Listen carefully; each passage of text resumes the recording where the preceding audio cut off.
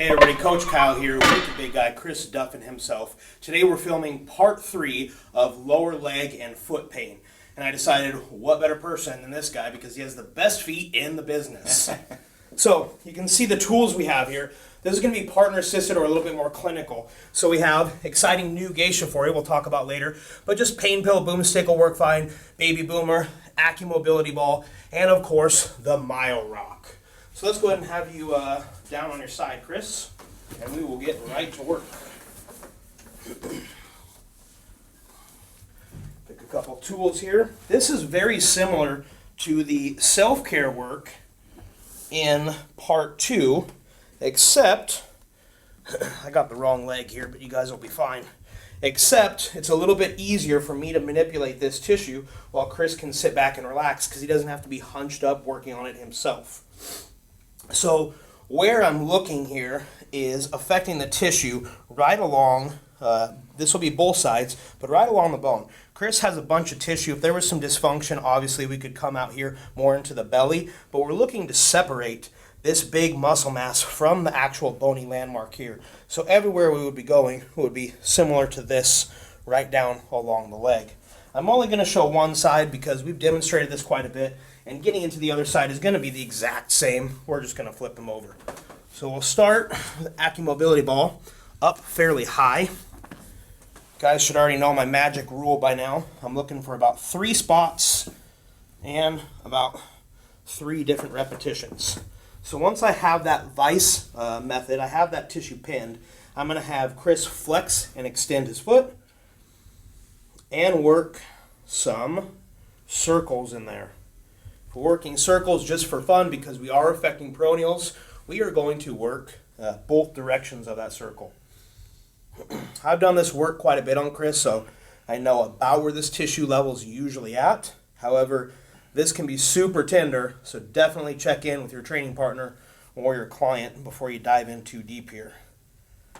We'll pick the next spot, about halfway down. If we're really trying to affect lower leg, as talked about in video 2, we definitely can. Go ahead and move for me, Chris.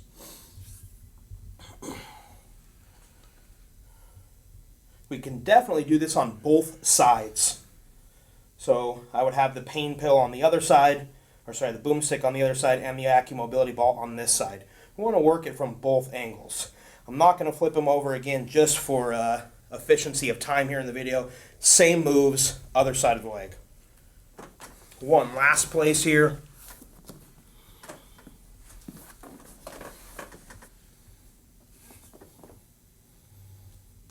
And go ahead and move when you're ready.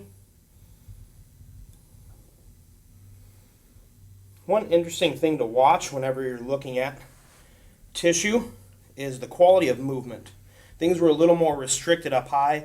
With the same amount of pressure, Chris wasn't quite getting quite as much range of motion. Where here, as things start to free up, they'll get better motion. Go ahead and relax that foot there.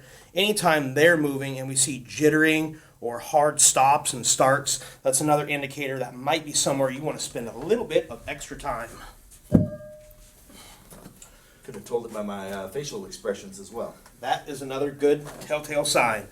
All right, guys, now we're going to work stripping of this fascial line. Definitely Chris's favorite. We did some good work while he was performing a lot of heavy squats. Chris is going to pull his toes up, his foot up here, and even trying to pull those toes up. Yep. Tightening that fascial line through here, and we're going to work to strip that down. Guiding right along the soft tissue side of the bone, not over and on it. And we'll reset. This can be incredibly tight, so definitely check in if you're not used to working with your training partner or your clients here. Relax that foot and go ahead and pull back up. This is generally, not always, but generally going to be a little bit tighter on the other side of the leg with the peroneals. I'm not a big fan of lubricant with our tools. If you're used to using it, you definitely can. We should be able to get enough slide here with a good angle that it should move without it.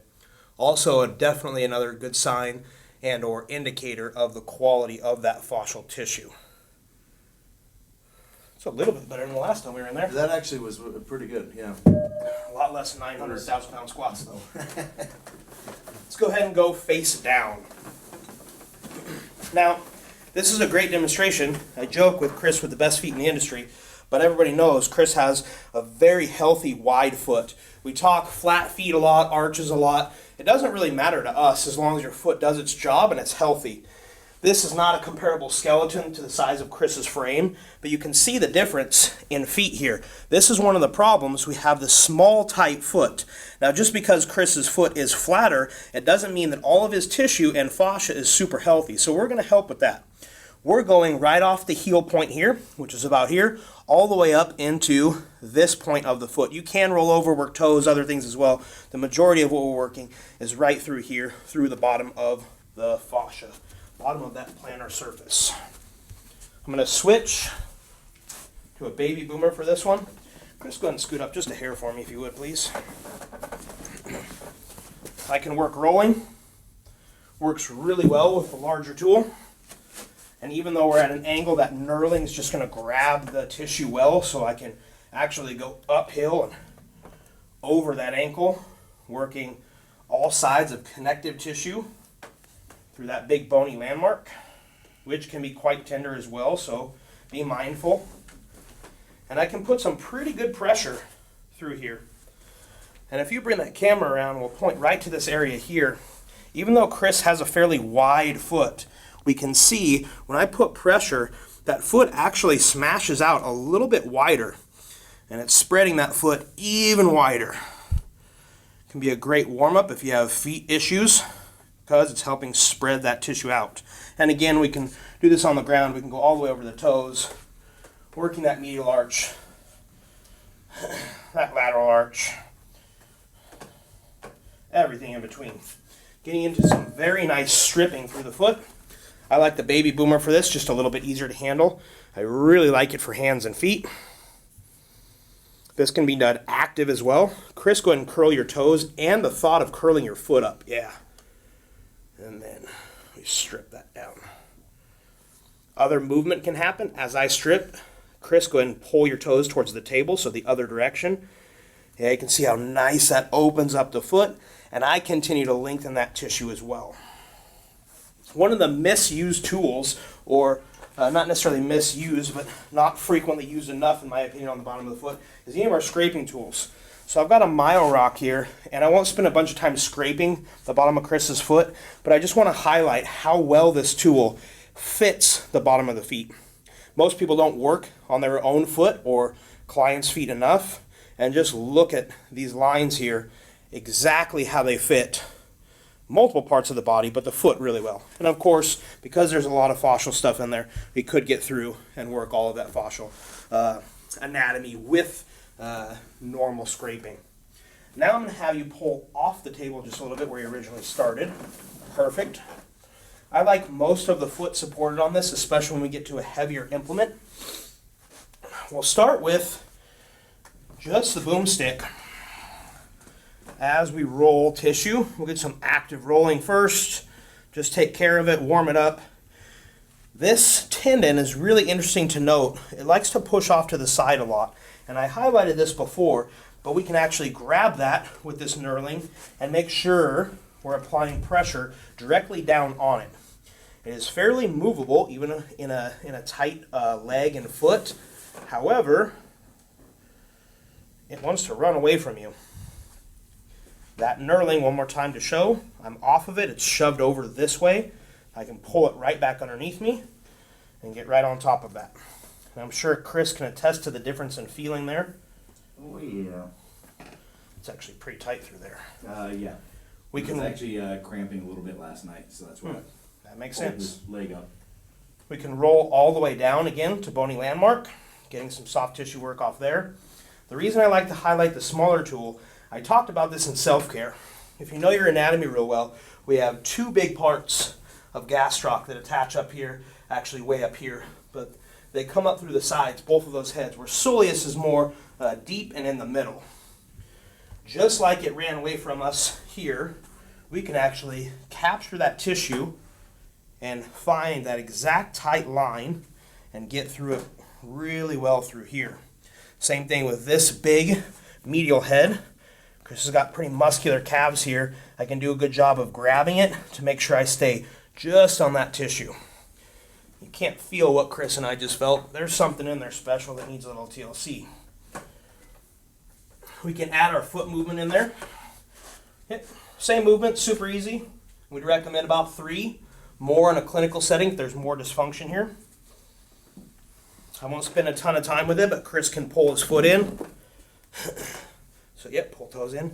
And I can work stripping of the bigger muscle bellies through here in the same format that we showed on the side of the leg. Lastly, most of that can be done pretty well by yourself, except it's just kind of hard to get back there as I showed. One of my favorites, especially for bigger athletes, is with our larger tool, the Geisha. I can get that up on both legs and affect so much change. Normally, of course, I would roll right into hamstrings, glutes, back as well. We'll save all those details for you. If we peek around here, though, it's another great way to see what we were talking about. The weight's pressing down center, and it's starting to push that big band of connective tissue off to the side. I can effectively pull some of that back and pull some of that back. And now, as you can see, I'm sitting straight down on top of it as I get some active rolling. Bare skin is a little bit better, but the little bit of grip here will allow me to shear in. Interestingly enough, on both sides, the fabric and the skin, you'll be able to see when I shear this way, it's pulling both skin and fabric up. I'll hold this and have Chris work his feet. Get them both at the same time. Circles, flexion, extension. Circles would go both directions, of course. About 3 reps of each.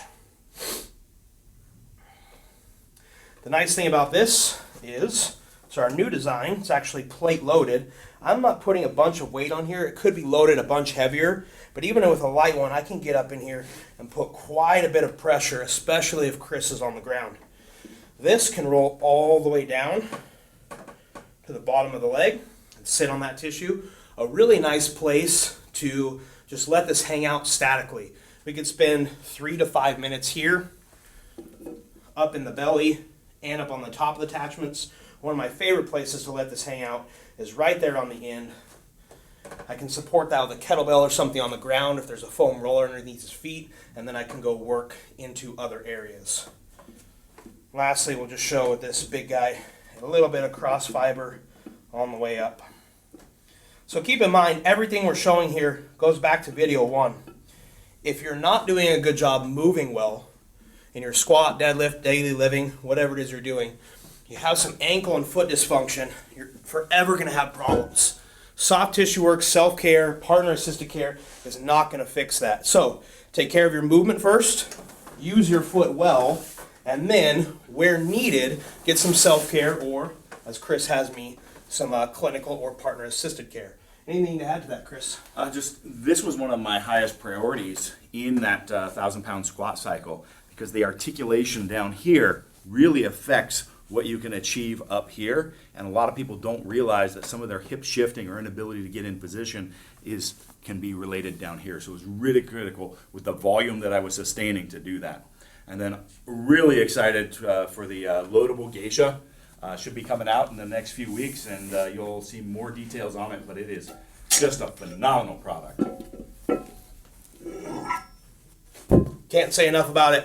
Awesome product, and Chris hit it on the head. We're talking about foot pain, lower leg pain, all week long in a 3-part series. However, don't shy away from this if your feet don't hurt. There's a lot of tidbits about your body and unlocking keys to your performance. That's one of the reasons we're huge on the foot.